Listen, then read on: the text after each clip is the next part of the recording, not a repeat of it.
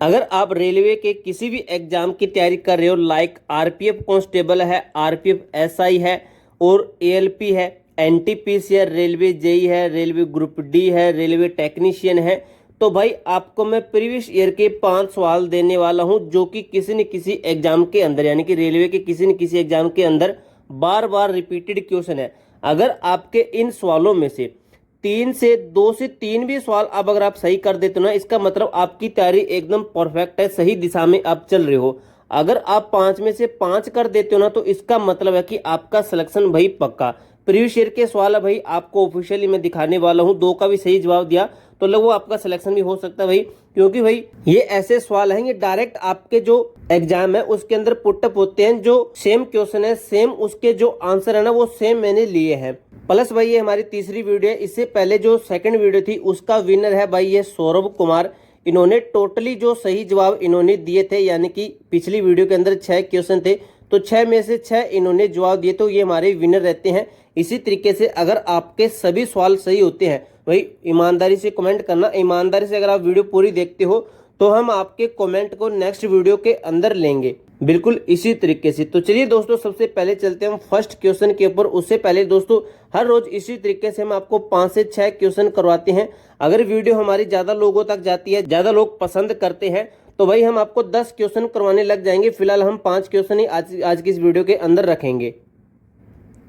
तो सबसे पहला क्वेश्चन है भाई, मैं आपको बता दूं, ये क्वेश्चन भाई मैंने पॉलिटिकल साइंस से भी लिए हैं, आपका ज्योग्राफी से भी लिए हैं, हिस्ट्री से भी लिए। इस तरीके से मिक्स मैंने क्वेश्चन लिए ताकि आपका जो आईक्यू लेवल है, यानी कि आपकी याद करने की क्षमता कितनी है, उसको चेक किया जा सके। तो भाई फर्स्ट क्वेश्चन है और मैंने आपको ये बता दिया कि हमारे विनर है सौरभ कुमार। इसी तरीके से भाई आपका कमेंट अगली वीडियो के अंदर लिया जाएगा। तो भाई भारत का संवैधानिक प्रमुख कौन होता है? ऑप्शन है आपके राज्यपाल होता है, प्रधानमंत्री होता है, संसद के प्रमुख होते हैं या फिर राष्ट्रपति होता है। और ये देख लीजिए भाई आरआरबी ग्रुप डी के अंदर पूछा गया है, फिर आरआरबी एनटीपीसी के अंदर पूछा गया है, फिर आरआरबी एनटीपीसी के अंदर, यानी कि 3 बार भाई रिपीटेड सवाल है, इससे ज्यादा भी काफी बार ये अलग शिफ्टों के अंदर पूछा गया। तो आप अपने जो ना स्कोर जरूर बताना, इसका आंसर आप देख लीजिए। तो इसका आंसर है भाई डी नंबर, यानी कि राष्ट्रपति। भारत का संवैधानिक प्रमुख होता है ना, वो होता है भाई आपका राष्ट्रपति। अगर कहें कि जो प्रधानमंत्री होता है ना, ये वास्तविक प्रमुख होता है। संवैधानिक प्रमुख और वास्तविक प्रमुख, इन दोनों के अंदर अंतर है भाई, देख लेना। क्योंकि भारतीय संविधान के अनुच्छेद 74I में यह कहा गया है कि राष्ट्रपति की सहायता करने तथा उसे सलाह देने के लिए मंत्री परिषद होती है, जिसका प्रमुख प्रधानमंत्री होता है। राष्ट्रपति इस मंत्री परिषद की सलाह के अनुसार अपने कार्यों को निष्पादन करता है। अब भाई आपको एक चीज बताता हूं, आपको लिखना है 52 आर्टिकल, मैं आपको बता रहा हूं, ये आपकी ट्रिक है। आर्टिकल 52 लिखना है, 11 जोड़ के 63 लिखना है, 11 जोड़ के 74 लिखना है। ये है भाई आपके राष्ट्रपति पद का आर्टिकल। 63 है भाई आपके उपराष्ट्रपति पद का आर्टिकल, उपराष्ट्रपति पद का आर्टिकल है। और 74 है ये आपके पीएम पद का आर्टिकल है। इस तरीके से भाई ये आर्टिकल पूछे जाते हैं। राष्ट्रपति को जो शपथ दिलाता है वो होता है आपका 60 आर्टिकल के अंदर होता है, और राष्ट्रपति को शपथ दिलाता है ना, वो आपका CJI होता है, चीफ जस्टिस ऑफ इंडिया। और राष्ट्रपति के ऊपर आर्टिकल 61 के अनुसार महाभियोग लगता है, आर्टिकल 61 के अंदर ये दिया गया है। तो भाई इस तरीके से मैं आपको फैक्ट बताऊंगा। नेक्स्ट सेकंड नंबर क्वेश्चन है भाई, बौद्ध तीर्थ स्थान दांत का मंदिर। भाई काफी एग्जाम के अंदर पूछा गया, यहाँ पे ये दिया गया है, मैं आपको बता दूं SSC GD के अंदर भी एक क्वेश्चन पूछा गया, दांत का मंदिर। भाई लगभग बच्चों का ये क्वेश्चन गलत होगा, क्योंकि भाई थोड़ा ये डिफिकल्ट है। मलेशिया, श्रीलंका, नेपाल, चीन, कौन सा आपका राइट आंसर है? एनटीपीसी के अंदर पूछा गया है।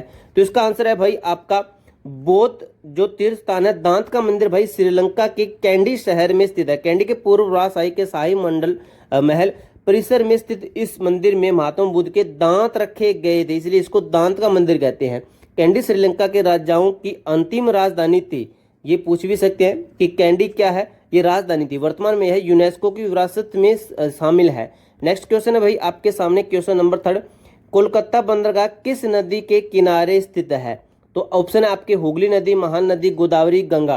भाई आप इस तरीके से भी क्लियर कर सकते हो कि कौन सा ऑप्शन नहीं हो सकता। जैसे गोदावरी है तो भाई कोलकाता किधर है? कोलकाता जैसे भारत है, जैसे ये भारत है तो कोलकाता इधर है, और गोदावरी नदी इधर है, तो ये ऑप्शन हुआ आपका कट। इस तरीके से आप भाई जो ऑप्शन है इसको कट कर सकते हो। आप कमेंट बॉक्स में ये भी बताना कि गंगा नदी की लंबाई कितनी है। गोदावरी नदी की लंबाई आपकी 1465 किलोमीटर है, और वह दक्षिण भारत की सबसे लंबी नदी है। इसका जो ऑप्शन आंसर है वो है आपका ए यानी कि कोलकाता बंदरगाह हुगली नदी के किनारे पर स्थित है। यह देश का एकमात्र नदी तट पर स्थित बंदरगाह है। हाल में से बंदरगाह का नाम बदलकर डॉक्टर श्यामा प्रसाद मुखर्जी के नाम इसका जो किया गया है। नेक्स्ट क्वेश्चन है भाई आपका, जैसे निकाल लेते हैं। भारत छोड़ो आंदोलन किस वर्ष में हुआ था? भाई ये एचएससी कलर के अंदर भी ये क्वेश्चन पूछा गया है आपका। तो देख लीजिए, रेलवे ग्रुप डी के अंदर है, आरआरबी जेई के अंदर भी ये पूछा गया है। तो जो भारत छोड़ो आंदोलन है भाई आपका, ये गलत नहीं होना चाहिए। आपको मैं एक परफेक्ट डेट भी बताऊंगा आगे। 1942, 1943, 1945, 1944। तो कब हुआ था? आपका जो राइट आंसर है वो है भाई भारत छोड़ो आंदोलन आपका 9 अगस्त 1942 को हुआ था। भाई ये प्रारंभ हुआ था, जैसे आपको बता दूं मैं, 8 अगस्त को ये शुरू हो गया था। ऑप्शन के अंदर अगर आपको 8 अगस्त मिलता ना तो राइट आंसर 8 अगस्त होगा। भाई 8 अगस्त को ये शुरू हो गया था और 9 अगस्त से इसके ऊपर काम चालू कर दिया गया, यानी 8 अगस्त से ये शुरू हुआ था और प्रारंभ हो गया था आपका 9 अगस्त से अगले दिन ही। नेक्स्ट जो आपका सवाल है ये है, वाटरलू का युद्ध किस वर्ष लड़ा गया था? आरआरबी ग्रुप डी के अंदर ये पूछा गया सवाल है भाई। 1815, 1850, 1835, 1840। तो इसका राइट आंसर हो जाएगा भाई आपका वाटरलू का युद्ध आपका 18 जून 1815 को बेल्जियम में स्थित वाटरलू नामक स्थान पर लड़ा गया था। यह युद्ध फ्रांसीसी सेना जिसका नेतृत्व किसने किया था? नेपोलियन ने किया था। तथा अंग्रेजी सेना जिसका नेतृत्व ड्यूक ऑफ वेलिंगटन ने किया था के मध्य हुआ था। इस युद्ध में नेपोलियन की पराजय हुई, नेपोलियन हार गया था। नेपोलियन बोनापार्ट को बंदी बनाकर सेंट हेलेना द्वीप पर भेज दिया गया था। सेंट हेलेना द्वीप भाई इसके ऊपर शायद वो सुभाष चंद्र बोस को भी भेजा गया था, जिन्होंने नारा दिया था कि दिल्ली चलो, तुम मुझे खून दो, मैं तुम्हें आज़ादी दूंगा। 1939 के अंदर उन्होंने ऑल इंडिया फॉरवर्ड ब्लॉक की स्थापना की थी।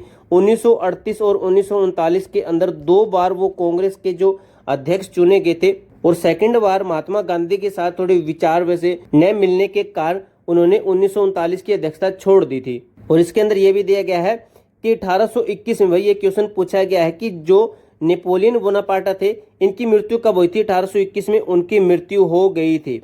तो यह क्वेश्चन भाई आपके भारत के संविधान आपको मैंने बता दिया है। तो आपके इसमें से कितने राइट आंसर हुए तो आप हमें कमेंट बॉक्स में बताना। और ये क्लास हमें कंटिन्यू रखनी चाहिए या फिर नहीं, या फिर हमें यस या फिर नो में आंसर दे सकते हो कमेंट बॉक्स में। तब तक के लिए जय हिंद, जय भारत।